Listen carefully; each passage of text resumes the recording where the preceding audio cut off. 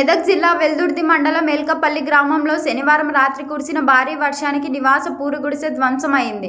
గ్రామానికి చెందిన మంద నాగమ్మ అనే నిరుపేద మహిళకు చెందిన నివాస గుడిసె రాత్రి కురిసిన వర్షానికి కూలిపోవడంతో నిరాశులయ్యారు.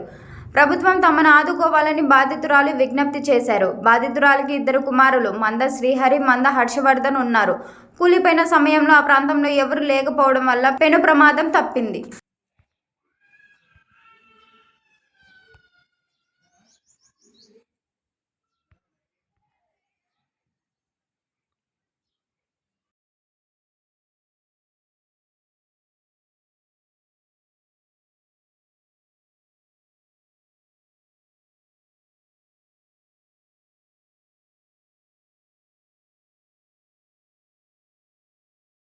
బిడ్డలు కూలిపోయినాయి.